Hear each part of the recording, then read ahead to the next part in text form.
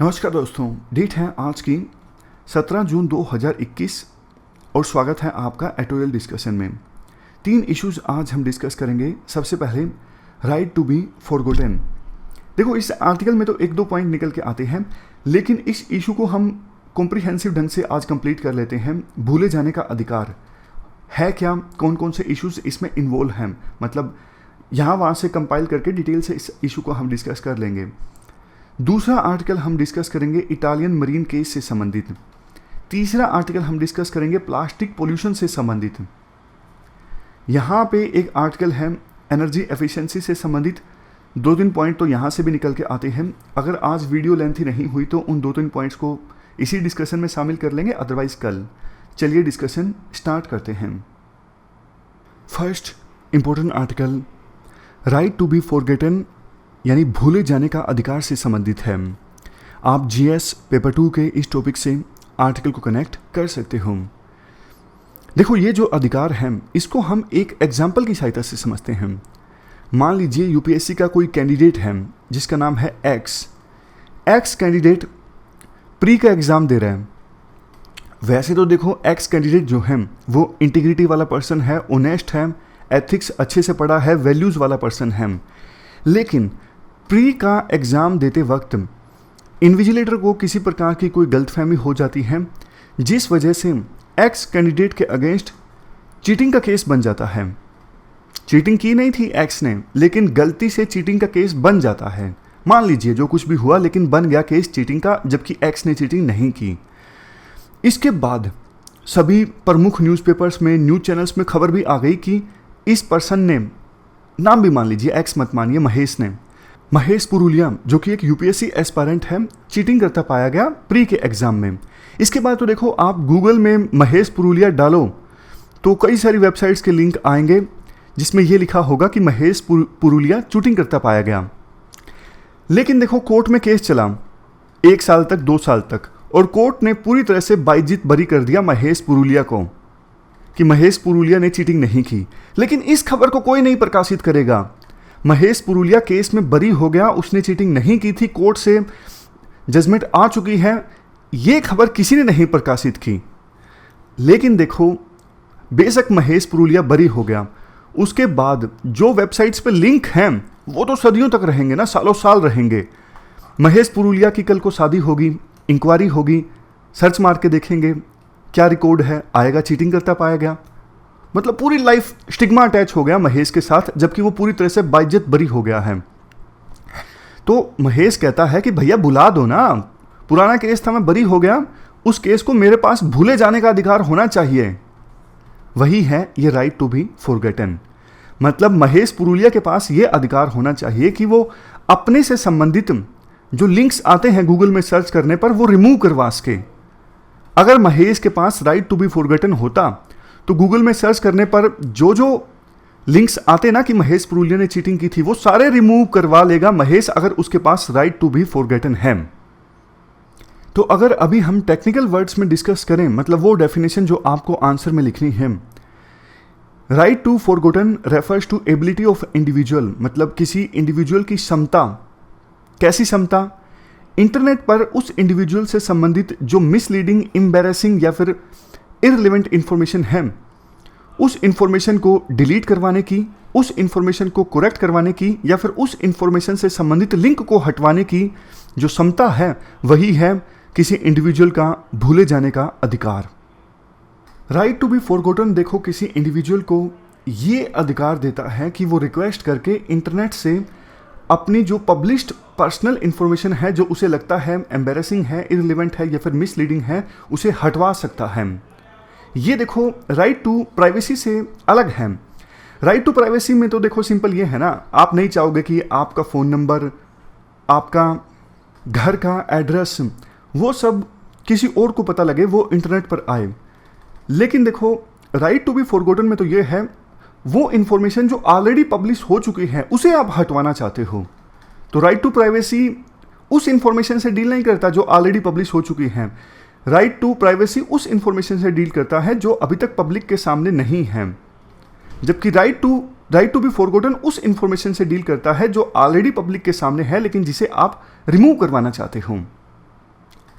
देखो, ये right to be forgotten Europe के तो कई देशों में एप्लीकेबल है, लेकिन अगर हम इंडिया की बात करें, इंडिया में कोई लीगल प्रोविज़न ऐसा नहीं है जो देश की जनता को right to be forgotten provide करे।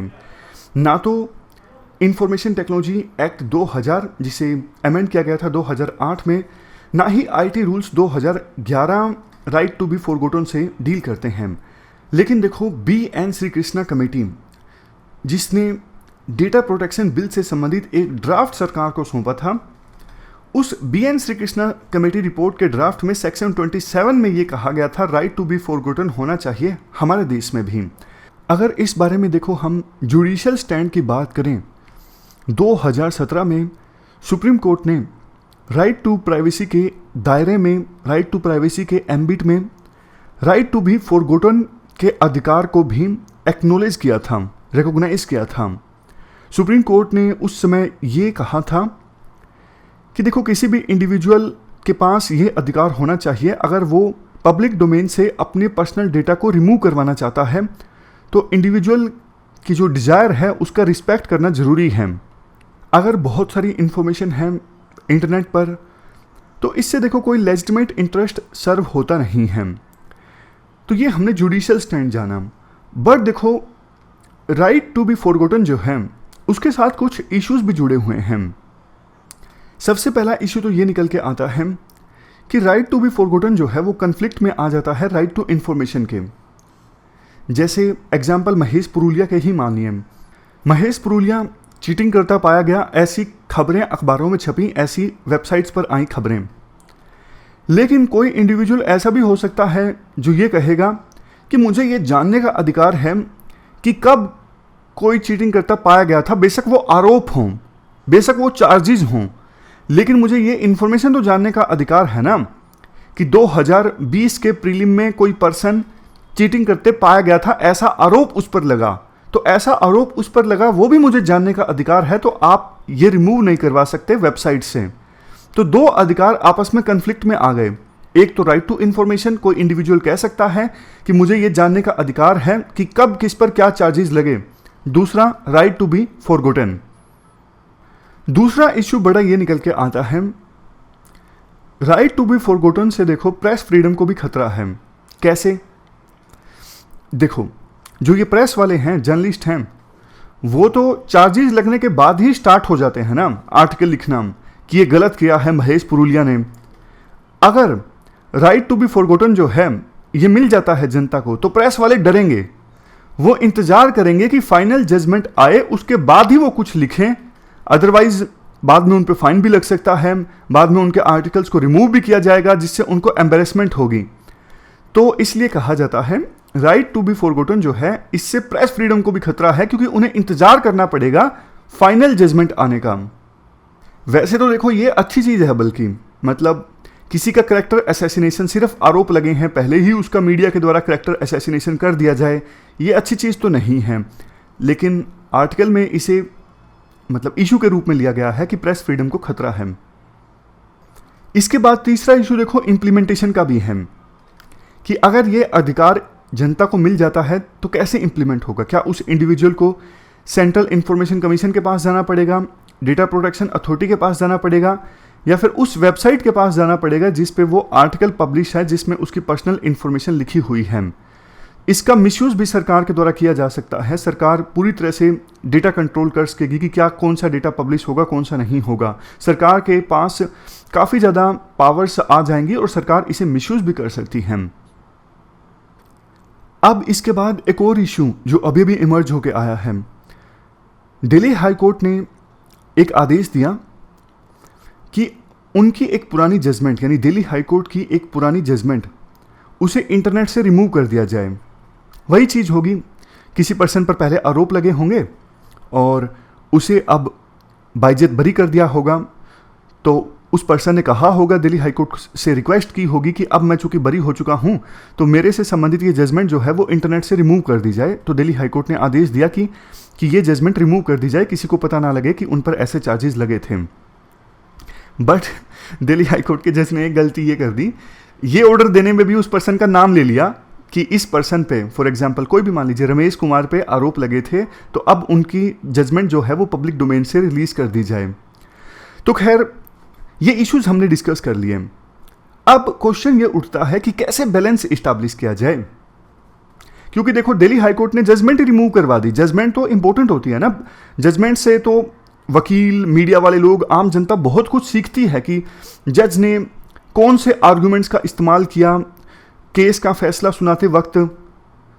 कई सारी जजमेंट्स को तो केस स्टडी के तौर पे भी इस्तेमाल किया जाता है। अगर इस प्रकार से जुडिशरी जजमेंट्स को रिमूव करने का आदेश देने लगी तो ये तो बहुत नुकसान हो जाएगा। तो आप बताइए कैसे बैलेंस इस्टेब्लिश किया जाए, आप क्या करोगे? मान लीजिए इंटरव्यू में आपसे पूछ लिया जाता है कि कैसे बैलेंस इस्टेब्लिश किया जाए दोनों के बीच में, राइट टू इंफॉर्मेशन और राइट टू बी फॉरगॉटन।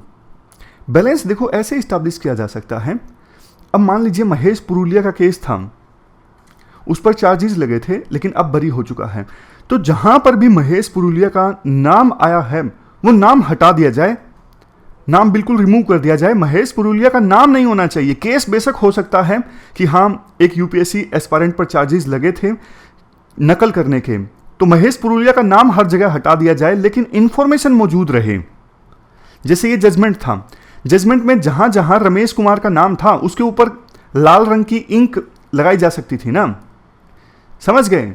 तो इससे क्या होगा, दोनों पर्पज सर्व हो जाएंगे, जजमेंट भी रहेगी और नाम भी रिमूव हो जाएगा। उस इंडिविजुअल का जो राइट टू बी फॉरगॉटन का अधिकार है वो भी सर्व हो जाएगा। तो ये हो सकता है, इससे बैलेंस इस्टेब्लिश किया जा सकता है कि नाम आप रिमूव कर दो, इंफॉर्मेशन मौजूद रहे। तो ये हमने पूरा आर्टिकल डिस्कस किया राइट टू बी फॉरगॉटन से संबंधित। चलते हैं आगे। इसके बाद next article Italian marine case से संबंधित है। आप जीएस पेपर 2 के इस टॉपिक से आर्टिकल को रिलेट कर सकते हो। देखो इस इटालियन मरीन केस में जब यूएन ट्रिब्यूनल ने एक फैसला दिया था तब हमने इस इशू को डिटेल से डिस्कस किया था। तो पहले हम थोड़ा सा रिवाइज कर लेते हैं ताकि उसके बाद आज का जो आर्टिकल है आपको आसानी से समझ में आ जाए। जल्दी से रिवाइज कर लेते हैं, आप 2 की स्पीड पे देख लीजिएगा, 3-4 मिनट लगेंगे, आपका रिवाइज हो जाएगा। 2012 की ये बात है। इटली का एक कॉमर्शियल शिप जिसमें ऑयल था और उस कॉमर्शियल शिप का नाम था एनरिका लेक्सी और केस का नाम है एनरिका लेक्सी, मतलब इटली के उस कॉमर्शियल शिप के नाम पर ही केस का नाम है। ये इटली का शिप हमारे कोस्ट के पास से गुजर रहा था और जब इंडियन कोस्ट से ये 20.5 नॉटिकल माइल्स की दूरी पर था, यानी इंडिया के कॉन्टिग्यूअस जोन में था, तो इस कॉमर्शियल शिप में मौजूद 2 इटालियन मैरीन्स ने, वहां पर एक बोट मौजूद थी इंडियन फिशरमैन की, उस बोट पर मौजूद इंडियन फिशरमैन पर गोलियां चला दी और इस गोलाबारी में हमारे 2 फिशरमैन की डेथ हो गई। समझ गए? इटली का ये शिप हमारे कोस्ट के पास से गुजर रहा था, वहां पे इंडियन फिशरमैन की बोट थी और उस फिशरमैन की बोट पर मौजूद 2 फिशरमैन को गोली मार दी गई इटालियन मरीन्स के द्वारा। तो इंडियन पुलिस ने उन 2 मरीन्स को गिरफ्तार कर लिया। सरकार के द्वारा ये केस एनआईए को सौंप दिया गया था, यानी नेशनल इन्वेस्टिगेशन एजेंसी को, और एनआईए ने इंडियन पीनल कोड के तहत काफ़ी सारे चार्जेस इन मरीन्स पर लगाए गए। बट देखो इटली ने ये क्वेश्चन रेज किया कि आपकी जुरिडिक्शन नहीं है, मतलब आप जो मरीन्स दोषी हैं गोलाबारी के लिए उन पर ट्रायल नहीं चला सकते, हम ही उन पर ट्रायल चलाएंगे। तो 3 साल तक ऐसा ही चलता रहा। सुप्रीम कोर्ट के द्वारा एक स्पेशल कोर्ट गठित की गई थी ये पता लगाने के लिए क्या हमारी जुरिडिक्शन है या नहीं है उन मरीन्स पर ट्रायल चलाने के लिए। लेकिन 3 साल बाद यानी 2015 में इटली चला गया international tribunal for laws of sea के पास। इटली ने जाके इस ट्रिब्यूनल को बोला कि आप इंडिया को डायरेक्शंस दीजिए कि 2 मरीन जो अभी इंडिया में हैं उनको वापस इटली में भेजा जाए, और उन्होंने जो मर्डर किया है 2 इंडियन फिशरमैन का, उससे रिलेटेड ट्रायल जो है वो इटली में ही चले। इटली की इस प्ली पर एक्ट करते हुए international tribunal for laws of sea ने अपना जजमेंट दिया और कहा कि इंडिया और इटली दोनों इस केस में जो भी प्रोसीडिंग्स चल रही हैं उन्हें फिलहाल रोक दें। हम एक अलग से ट्रिब्यूनल गठित करेंगे इस पूरे केस में फैसला देने के लिए। हालांकि इंडिया ने विरोध किया था। इंडिया ने कहा था हमारी जुरिडिक्शन है, आप कि कोई जुरिडिक्शन नहीं है, आप अलग से कोई ट्रिब्यूनल मत गठित कीजिए इस केस पर सुनवाई करने के लिए। But international tribunal for laws of sea ने हमारी बात नहीं मानी। उन्होंने आदेश दिया इंडिया सारी प्रोसीडिंग्स को फिलहाल सस्पेंड कर दे, हम अलग से एक ट्रिब्यूनल का गठन करेंगे इस केस पर सुनवाई करने के लिए और फैसला देने के लिए। उसके बाद हमारी सुप्रीम कोर्ट ने भी अलाउ कर दिया, एक मरीन तो ऑलरेडी मेडिकल कंडीशंस के आधार पर इटली जा चुका था और दूसरा मरीन जो इंडिया में मौजूद था उसको भी सुप्रीम कोर्ट ने अलाउ कर दिया कि तुम भी भाई जा सकते हो इटली।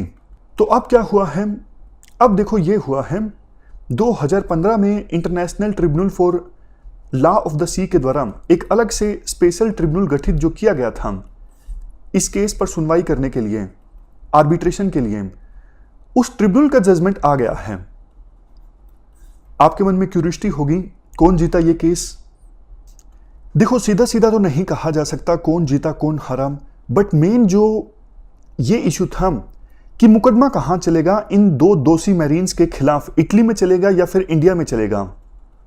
तो ट्रिब्यूनल ने अपने वर्डिक्ट में ये कहा है कि दोनों के खिलाफ मुकदमा जो है वो इटली में चलेगा। तो इस लिहाज से देखें तो इंडिया ये केस हार गया। अब थोड़ा डिटेल से बात करते हैं। वैसे देखो डिटेल्ड जजमेंट अभी ट्रिब्यूनल के द्वारा रिलीज नहीं की गई है, बट जितनी इंफॉर्मेशन अवेलेबल है जजमेंट से रिलेटेड उसी के आधार पर राइटर चीज़ों को एनालाइज करते हैं। ट्रिब्यूनल ने देखो इटली का ये आर्ग्यूमेंट मान लिया है कि ये जो मैरीन्स थे ये स्टेट ऑफिशियल हैं और इन्होंने अपने स्टेट ऑफिशियल की कैपेसिटी पर काम करते हुए फिशरमैन पर गोलियां चलाईं।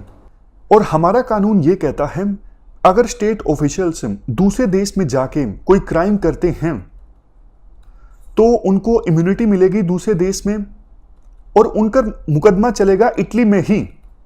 ऐसा है हमारा कानून। ये आर्गुमेंट इटली के द्वारा प्रेजेंट किया गया। मैं फिर से बोलता हूं, उन्होंने कहा मैरीन्स ने अपने स्टेट ऑफिशियल की कैपेसिटी में काम किया जो उन्होंने गोलियां चलाई, और हमारा कानून ऐसा है कि जब कोई स्टेट ऑफिशियल दूसरे देश में जाके क्राइम करता है तो उनको इम्यूनिटी मिलती है, दूसरे देश की सरकार उन पर केस नहीं चला सकती, उन पर मुकदमा चलेगा इटली में ही, क्योंकि उनको हमारा कानून ने इम्यूनिटी प्रोवाइड की गई थी हमारे कानून के द्वारा। बट इंडिया का आर्गुमेंट इसके अगेंस्ट काफी ज्यादा स्ट्रॉन्ग था। इंडिया ने कहा कि भैया ये जो international tribunal for laws of sea है इनका तो कोई लेना देना ही नहीं है इम्यूनिटी से। स्टेट ऑफिशियल्स को अगर इम्यूनिटी दी जाती है दूसरे देश में क्राइम करने पर, इससे संबंधित कोई बायलैटरल एग्रीमेंट होना चाहिए या फिर मल्टीलेटरल एग्रीमेंट होना चाहिए, लेकिन international tribunal for laws of sea का इस इम्यूनिटी के कंसेप्ट से कोई लेना देना नहीं है। ये तो आपकी ज्यूरिडिक्शन से बाहर का मामला है। और इंडिया का आर्गुमेंट काफी ज्यादा स्ट्रॉन्ग था। वास्तव में इस ट्रिब्यूनल का इम्यूनिटी से क्या लेना देना, इसके लिए तो और कोई मल्टीलेटरल एग्रीमेंट होना चाहिए था ना, लेकिन इंडिया के इस आर्गुमेंट को नहीं माना गया। इसके बाद देखो एक और इशू आता है। आपने वियना कन्वेंशन के बारे में तो जरूर सुना होगा। वियना कन्वेंशन में क्या होता है, एक देश के डिप्लोमेट जब दूसरे देश में काम करते हैं तो उनको इम्यूनिटी मिलती है। मान लीजिए दो देश हैं ए और बी। ए देश के डिप्लोमेट बी देश में काम कर रही हैं और वहां पर उन पर आरोप लगता है किसी क्राइम का, तो बी देश उन डिप्लोमेट्स को बंद नहीं कर सकता जेल में, उनके खिलाफ वहां पर मुकदमा नहीं चल सकता, ज्यादा से ज्यादा उनको डिपोर्ट किया जा सकता है वापस ए देश में। इम्यूनिटी मिलती है वियना कन्वेंशन के तहत डिप्लोमेट्स को। इसके अलावा देखो heads of government, foreign ministers, इनको भी इम्यूनिटी मिलती है दूसरे देशों में। बट ध्यान देने की आवश्यकता यह है, स्टेट ऑफिशियल्स को कौन इम्यूनिटी देता है? इटली के मैरीन्स ने यहां पर आके गोलियां चलाई हमारे फिशरमैन पर, इनको कैसे इम्यूनिटी मिल सकती है? ये डिप्लोमेट थोड़ी हैं। ये तो बहुत ही ज्यादा अजीब है।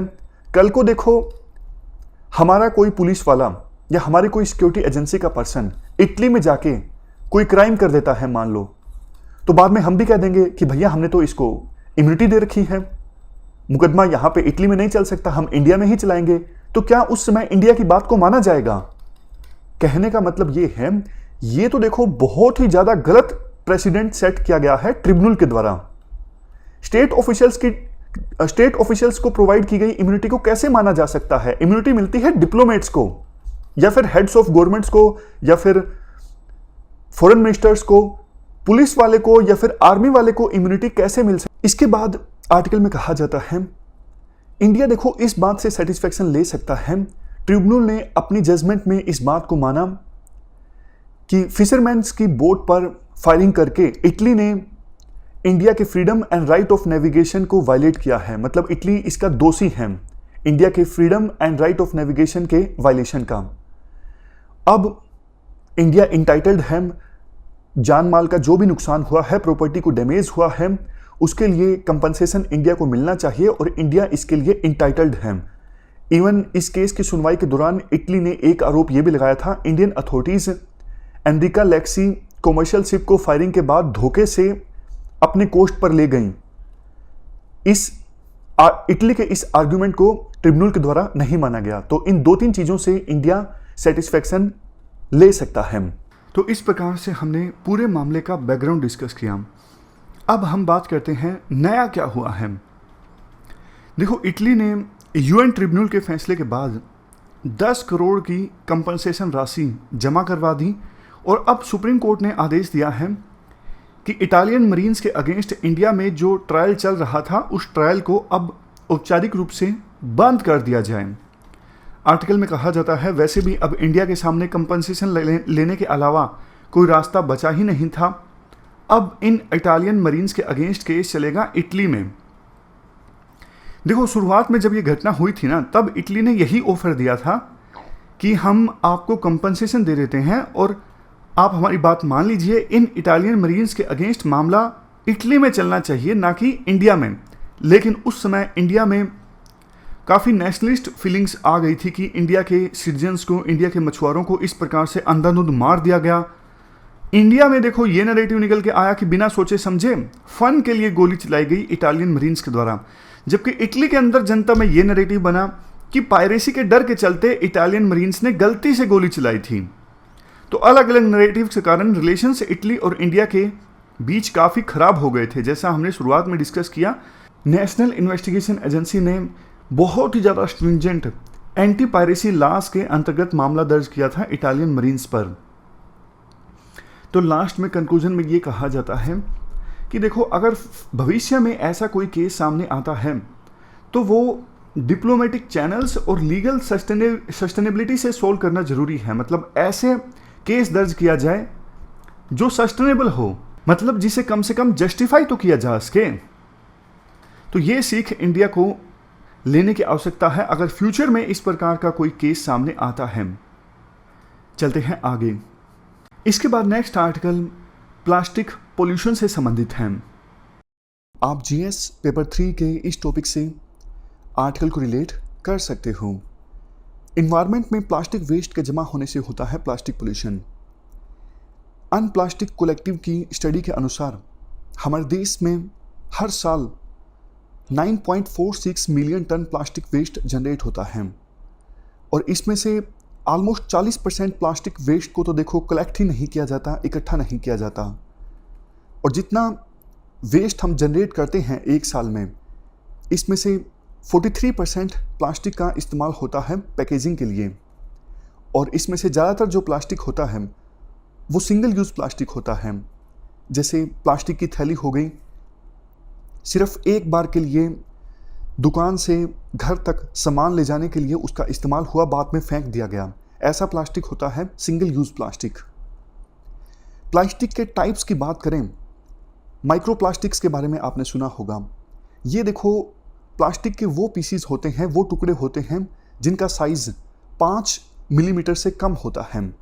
माइक्रो प्लास्टिक्स में माइक्रो बीड्स भी आ जाता है। माइक्रो बीड्स के बारे में यूपीएससी ने क्वेश्चन भी पूछा था 2019 के प्रीलिम में। माइक्रो बीड्स देखो वो सॉलिड पार्टिकल्स होते हैं जिनका साइज 1 मिलीमीटर से कम होता है। माइक्रो बीड्स का इस्तेमाल किया जाता है कॉस्मेटिक्स प्रोडक्ट्स में और पर्सनल केयर प्रोडक्ट्स में। माइक्रो बीड्स से देखो बहुत नुकसान होता है। माइक्रो बीड्स हमारे सीवरेज में बहकर नदियों में पहुंच जाते हैं, समुद्र में पहुंच जाते हैं और मैरीन एनिमल्स इनको कंज्यूम कर लेते हैं। उनके हेल्थ पर काफ़ी असर पड़ता है। इसलिए समय समय पर एक्सपर्ट्स ये मांग उठाते रहते हैं कि पर्सनल केयर प्रोडक्ट्स में माइक्रोबीड्स का इस्तेमाल बंद होना चाहिए। बट देखो एक दिक्कत ये है, पर्सनल केयर प्रोडक्ट्स में हम माइक्रोबीड्स के इस्तेमाल को बंद भी कर दें तो जो बड़े प्लास्टिक के टुकड़े होते हैं समय के अनुसार उनका टियर एंड वियर होता है। मतलब बाहर खुले में प्लास्टिक रखा हुआ है, डेली सूर्य की किरणें पड़ती हैं, आंधी तूफान ये सब झेलते हैं तो टूट फूट हो जाती हैं उन प्लास्टिक के टुकड़ों में, वो भी छोटे छोटे पीसीज में बदल जाते हैं। तो ऐसे माइक्रोबीड्स को कैसे टैकल किया जाए, ये एक चुनौती है। इसके बाद सिंगल यूज़ प्लास्टिक की हम बात कर चुके हैं। इनको सिर्फ एक बार के लिए इस्तेमाल किया जाता है, बाद में इनको फेंक दिया जाता है। जैसे बिस्लरी की बोतल आप खरीदते हो या फिर प्लास्टिक की थैली। इंडिया ने देखो ये कमिटमेंट की है कि 2022 से पहले पहले हम सिंगल यूज़ प्लास्टिक को ख़त्म कर देंगे। ऐसा इंडिया ने वादा किया है, कमिटमेंट की है। अगर देखो हम प्लास्टिक वेस्ट से होने वाले नुकसान की बात करें, सबसे पहले बात आती है इकोनॉमिक लॉसेस की। आपने देखा होगा कई नदियों के किनारे में या फिर बीच पर बहुत ज़्यादा प्लास्टिक इकट्ठा हो जाता है, तो ऐसी जगहों पर लोग जाते नहीं हैं, टूरिज्म इंडस्ट्री प्रभावित होती है। ये सबसे पहला पॉइंट है। दूसरा पॉइंट, इम्प्लीकेशंस फॉर एनिमल्स। आपने इस प्रकार की खबरें काफ़ी सुनी होंगी कि गाय के पेट से 10 किलोग्राम प्लास्टिक निकला, प्लास्टिक की थैलियाँ निकली। तो देखो चाहे अनचाहे काफ़ी बार एनिमल्स प्लास्टिक को कंज्यूम कर लेते हैं। इससे उनकी सेहत पर काफ़ी ज़्यादा प्रतिकूल असर पड़ता है और सबसे ज़्यादा एडवर्स इम्पैक्ट पड़ता है मैरीन एनिमल्स पर। समुद्र में बहुत बार जो मैरीन एनिमल्स हैं वो प्लास्टिक वेस्ट में फंस के रह जाते हैं, बाहर निकलना उनके लिए मुश्किल हो जाता है। काफ़ी बार ऐसा होता है वो प्लास्टिक वेस्ट को कंज्यूम कर लेते हैं, जो हार्मफुल केमिकल्स हैं उनसे उनकी सेहत पर बुरा असर पड़ता है। और काफ़ी बार जैसा हमने डिस्कस किया, जैसे गायें प्लास्टिक को कंज्यूम कर लेती हैं, जो मैरीन एनिमल्स हैं वो भी काफ़ी ज़्यादा प्लास्टिक को कंज्यूम कर लेते हैं और इससे उनकी सेहत खराब हो जाती है। उनके जो वाइटल ऑर्गन्स हैं वो काम करना बंद कर देते हैं। इसके बाद बात करें हम ह्यूमन हेल्थ की। ह्यूमन हेल्थ पर भी प्लास्टिक का बहुत ज़्यादा नेगेटिव इम्पैक्ट पड़ता है। प्लास्टिक देखो काफ़ी बार हमारी फूड चेन में एंटर कर जाता है और उनसे जो केमिकल्स रिलीज होते हैं, जैसे ये कुछ केमिकल्स के एग्जाम्पल दिए हुए हैं, बिस्फिनोल ए, पैथेलेट्स, इनसे हमारी हेल्थ पर काफ़ी बुरा असर पड़ता है। जेनेटिक डिसऑर्डर्स हो सकते हैं और कई तरह के हार्मोनल डिसऑर्डर्स भी हो सकते हैं। इसके अलावा देखो प्लास्टिक वेस्ट की वजह से काफ़ी तरह का पोल्यूशन होता है। Land pollution, soil pollution, water pollution और इवन धरती के नीचे का जो ग्राउंड वाटर है वो भी पोल्यूट हो जाता है प्लास्टिक की वजह से। काफ़ी बार प्लास्टिक के जमा होने की वजह से जो नदी है वो ब्लॉक हो जाती है, इसकी वजह से बाढ़ आती है, सीवरेज ब्लॉक हो जाता है। तो इस प्रकार के देखो अनेकों नुकसान होते हैं प्लास्टिक पोल्यूशन की वजह से। हमने इस प्रकार से कुछ बेसिक्स डिस्कस कर लिए कि प्लास्टिक पोल्यूशन होता क्या है, कैसे नुकसान होता है। अब आते हैं हम आज के आर्टिकल की तरफ। देखो पहले वर्ल्ड में प्रयास किया जा रहा था प्लास्टिक पोल्यूशन से निपटने के लिए, लेकिन जैसे ही कोविड-19 की महामारी आई है उन प्रयासों को धक्का पहुंचा है और प्लास्टिक पहले से भी ज़्यादा जनरेट होगा, ऐसा राइटर के द्वारा बोला जाता है। क्वेश्चन उठता है कैसे? क्योंकि देखो अभी ज़्यादा फोकस कोविड-19 की महामारी से निपटने में है, तो बहुत ज़्यादा मास्क जनरेट हो रहे हैं, बहुत ज़्यादा ग्लोव्स को प्रोड्यूस किया जा रहा है इस महामारी से निपटने के लिए। इवन देखो वैसे भी जैसे मान लीजिए पहले मॉल में कोई जाता था तो अपना थैला लेके वो मॉल में जा सकता था सामान लेने के लिए, लेकिन अब इन्फेक्शन का खतरा है तो बाहर का सामान जो है वो मॉल में ले जाने नहीं दिया जाता। इस प्रकार के अनेकों छोटे छोटे ऐसे पॉइंट्स हैं जिनसे ये साबित होता है कि प्लास्टिक वेस्ट अब पहले से ज़्यादा जनरेट होगा। जैसे एक और एग्जांपल है, इंडोनेशिया में रिसाइकलिंग इंडस्ट्री में पहले 63,000 लोग काम करते थे, उनकी जॉब चली गई। मतलब प्लास्टिक का जो रिसाइकल है इंडोनेशिया में पहले के अपेक्षाकृत कम होगा। इसके बाद राइटर ये बोलते हैं, देखो प्लास्टिक एक प्रॉब्लम नहीं है, हमारे जीवन में बहुत सारी जगहों पर प्लास्टिक का इस्तेमाल होता है और आगे भी होगा। पूरी तरह से प्लास्टिक के यूज़ को आप ख़त्म नहीं कर सकते हो। बट प्रॉब्लम है सिंगल यूज़ प्लास्टिक। सिर्फ एक बार के लिए जो प्लास्टिक इस्तेमाल होता है वो प्रॉब्लम है, क्योंकि हमारी इतनी कैपेसिटी है नहीं कि हम इतने ज़्यादा प्लास्टिक को रिसाइकल कर सकें। तो हमें हमारे लाइफस्टाइल में चेंज लाना होगा, हमारे बिहेवियर में बदलाव लाना होगा, ताकि हम सिंगल यूज़ प्लास्टिक का इस्तेमाल कम से कम करें। और बहुत बार आपने देखा होगा लोग बोल देते हैं कि प्लास्टिक जो है वो एक इन्वायरमेंटल प्रॉब्लम है। देखो, प्लास्टिक सिर्फ एक इन्वायरमेंटल प्रॉब्लम नहीं है, ये एक इकोनॉमिक अपॉर्चुनिटी भी है। मतलब कम प्लास्टिक का आप इस्तेमाल करोगे या फिर प्लास्टिक को आप रीयूज़ करोगे, रिसाइकल करोगे, इससे आप बहुत ज़्यादा पैसों की बचत कर सकते हो। एग्जाम्पल दिया जाता है उगांडा का।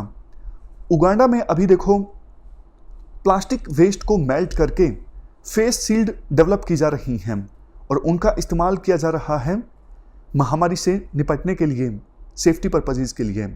सिंगापुर में एक स्टार्टअप ने स्टेनलेस स्टील के कप्स का इस्तेमाल करना स्टार्ट किया, बैम्बू बॉक्सेस का इस्तेमाल करना स्टार्ट किया।